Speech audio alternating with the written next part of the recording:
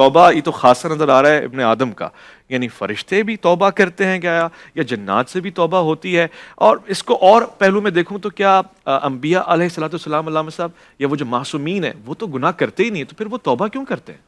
بسم اللہ الرحمن الرحیم۔ ماہ مبارک رمضان کی نسبت سے بہت ہی عمدہ مضمون ہے۔ توبہ، استغفار، انابہ، استجارہ، یہ مختلف الفاظ پناہ مانگنے میں، واپس آنے میں، لوٹنے کے معنی میں استعمال ہوئے ہیں، دعاؤں میں بھی، قرآن کی آیات میں بھی، احادیث میں بھی۔ اور اب جیسے وہ ہے کہ من المشرکین احد من المشرکین استجارک فاجرہ، اے میرے حبیب اگر مشرکین میں سے کوئی تمہارے پاس پناہ لینے آ جائے تو تم اسے پناہ دے دینا۔ سبحان اللہ۔ تو یہ جو آغوش میں لینا، یہ جو کسی کو معاف کرنا، کسی سے درگزر کرنا، خود سرکار دو جہاں کو جنہوں نے سب سے زیادہ اذیت پہنچائی تو آپ نے انہیں کتنی آسانی سے معاف کر دیا۔ فرمایا انہم لا یعلمون، یا اللہ انہیں معاف کر دی، جانتے نہیں تھے کہ میں کون ہوں۔ تو وہ جو بخشش ہے، مغفرت ہے، وہ جو استغفار ہے، وہ جو توبہ ہے، تو جہاں تک بات توبہ کی، جیسا کہ حضرت علامہ نے فرمایا پلٹنا، تو توبہ کا اور استغفار کا کوئی تعلق گناہ کے ساتھ نہیں ہے مطلقاً۔ اللہ ہاں ہے، مگر یہ کہنا کہ جو بھی توبہ کر رہا ہے وہ گناہ کر چکا ہے اس لیے توبہ کر رہا ہے، تو خود تو اللہ اپنے آپ کو تواب کہتا ہے قرآن میں، تو وہاں اس کا پلٹنا یعنی رحمت کی طرف پلٹنا، وہ اپنی رحمت کی طرف پلٹتا ہے۔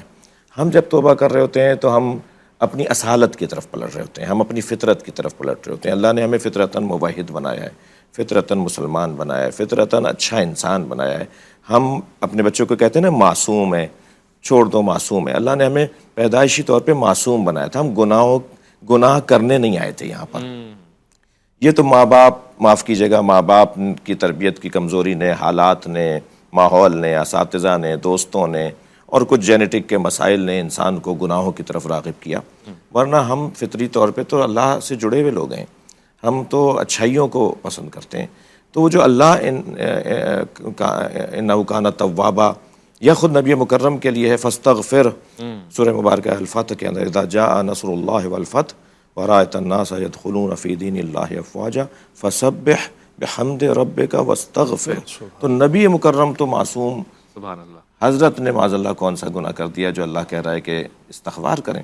استغفار یعنی رابطہ، استغفار یعنی تعلق اپنے محبوب سے، اپنے مالک سے، اپنے عاشق سے، جس کے سے پیار ہے، جس سے محبت ہے، جس کے تم ہو، تم اس کی طرف رابطے کو مسلسل رکھو، یعنی تسلسل کے ساتھ رابطہ برقرار رکھنا ہے، اس کو استغفار کہا جائے گا۔ لہٰذا انبیاء کرام کی دعاؤں میں جو استغفار ہے، ائمہ اہل بیت کی دعاؤں میں جو استغفار ہے، تو وہ یہ نہیں کہ معاذ اللہ کو انہوں نے پہلے کوئی گناہ کیا ہے اور اب یہ استغفار کر رہے ہیں۔ تو توبہ، جہاں تک مفہوم توبہ وہ پلٹنے کے معنی میں، جیسے آپ نے بھی اپنے آغاز میں ان اللہ یحب التوابین، اللہ توبہ کرنے والوں سے محبت کرتا ہے۔ اللہ کن کن سے محبت کرتا ہے ایک لمبی لسٹ ہے قرآن مجید میں بھی، احادیث میں بھی، لیکن اللہ توبہ کرنے والوں سے محبت کیوں کرتا ہے؟ اللہ جو ہے وہ نماز پڑھنے والوں سے محبت کرتا ہے، اللہ توبہ کرنے والوں سے۔ میں اس کی ایک تشبیہ کا سہارا لوں گا۔ ایک ماں کے 4 بچے ہوں اور ایک بچہ اغوا ہو جائے، راہزن ڈکیت اسے چھین کر لے جائیں، اور وہ بہت ہی محنت، مشقت اور تعلقات اور پیسے کا استعمال، اور نہ جانے کن جتنوں کے بعد وہ بچہ بحال ہو کر آئے۔ وہ جو بچہ 4 بچوں میں سے، 6 بچوں میں سے ایک بچہ اغوا ہو کر واپس آتا ہے، تو سارا خاندان دیکھتا ہے کہ ماں کو اس بچے سے زیادہ محبت ہے، اس کے آنے جانے کا خیال، اس کے کھانے پینے کا خیال، اس کے بستر کا خیال، اس کے کپڑوں۔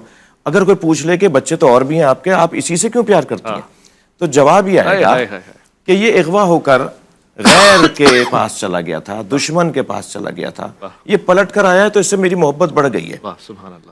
گناہگار جب توبہ کرتا ہے تو اللہ کو اس لیے وہ اچھا لگتا ہے کہ یہ اغوا ہو کے وادی شیطان میں چلا گیا تھا، یہ توبہ کے ذریعے سے وادی رحمان میں واپس آیا، تو رحمان اس سے زیادہ محبت کرتا ہے۔ سبحان اللہ، کیا خوبصورت بات دی آپ۔ یہ مہینہ ہمیں اپنی طرف پلٹنے، کہ ہم اپنے اوپر غور کریں اور اپنے رب کی طرف پلٹیں، تو یقیناً توبہ کا وہ مفہوم روشن